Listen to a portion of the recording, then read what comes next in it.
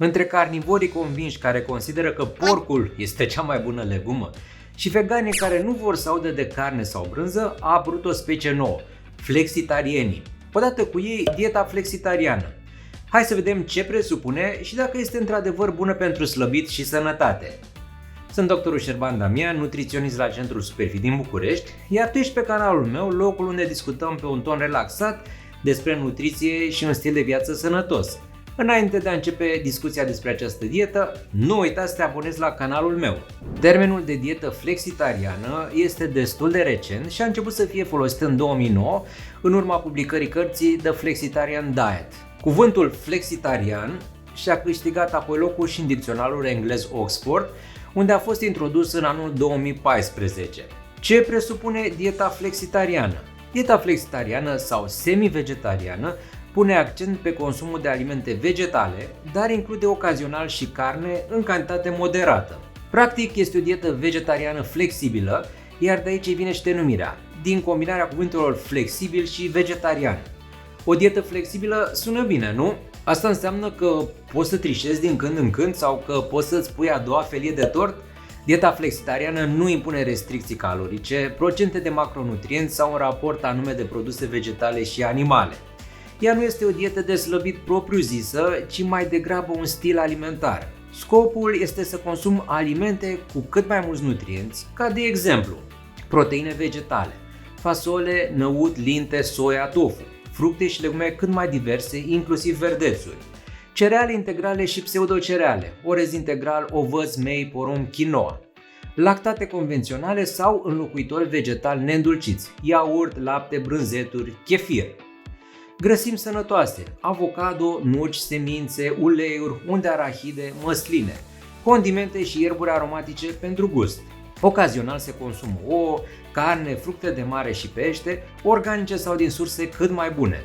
Se recomandă limitarea alimentelor cu mult zahăr adăugat, alcool, mezeluri și alte produse foarte procesate, produse de patiserie, care sunt carbohidrați rafinați, fast food. Hai să vedem care sunt avantajele dietei flexitariene.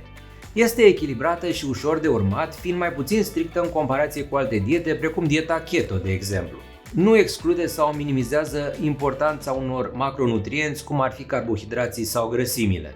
Pune accentul pe calitatea alimentelor, încurajând consumul de legume, fructe și cereale integrale. Poate ajuta la pierderea în greutate, îmbunătățește sănătatea metabolică și tensiunea arterială și previne diabetul tip 2, după cum a arătat o meta-analiză realizată pe studii publicate între anii 2000 și 2016.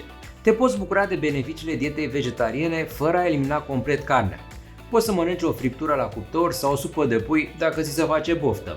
O dietă vegetariană este la fel de eficientă în reducerea masei de grăsime și îmbunătățirea sănătății cardiovasculare, precum celebra dietă mediteraneană. Trebuie să știi că pe termen lung un consum ridicat de carne roșie, în special procesată, poate crește riscul de boli cardiovasculare, diabet tip 2 și anumite tipuri de cancer, cum este cel de colon. Evitarea excesului de carne ajută așadar la prevenirea acestor probleme de sănătate. Recunoaște carnea ca o sursă importantă de proteine, grăsimi și micronutrienți, dar ia în calcul și sustenabilitatea, fiind mai prietenoasă cu mediul.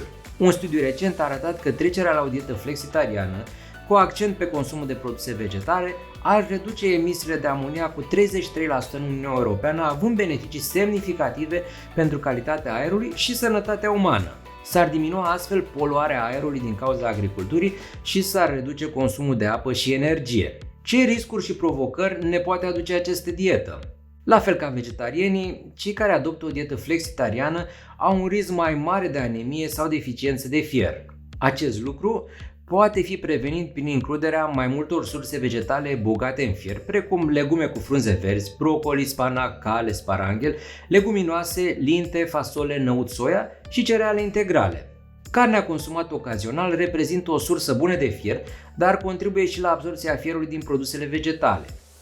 Alte posibile deficiențe sunt cele de vitamina B12, zinc, calciu, acizi grași omega-3. Carnivorilor s-ar putea să nu le fie pe plac o dietă unde carnea nu are rolul principal. Dacă îți dorești totuși să experimentezi flexitarianismul, poți reduce treptat cantitatea de carne sau numărul de zile pe săptămână în care mănânci produse pe bază de carne. De exemplu, să ai 2 zile pe săptămână fără carne, să nu mănânci carne la masa de seară sau să reduci la jumătate cantitatea de carne pe care ai consuma-o și să completezi cu tofu, linte, fasole sau năut. Încearcă noi legume, fructe și tipuri de cereale asezonate cu mirodenii și condimente. Unele alimente bogate în proteine vegetale au și o cantitate semnificativă de carbohidrați, fasole, mazăre, linte, cereale, și de aceea persoanele cu diabet ar putea avea nevoie de mai multă atenție și îndrumare pentru a adopta un astfel de stil alimentar. Sunt sigur că ai vrea să știi dacă poți să slăbești cu dieta flexitariană. Dacă ești în deficit caloric, da, dieta flexitariană are avantajul major de a pune accent pe alimente cât mai nutritive și se poate adapta cu ușurință unor stiluri de viață și preferințe diverse. Așa cum îi spune și numele, este o dietă flexibilă în sensul că îți oferă o mare libertate de alegere a alimentelor și nu vine cu restricții aberante. Pe lângă ce mănânci, nu uita și de mișcare, odihnă, hidratare și gestionare bună a stresului. Vrei să slăbești cu dieta flexitariană sau pur și simplu să adopți acest stil alimentar? Asigură-te că nu-ți lipsesc nutrienți importanți de la mesele zilnice. Sper că aceste informații ți-au fost de folos. Dă un like acestui video și nu uita să te abonezi la canalul meu.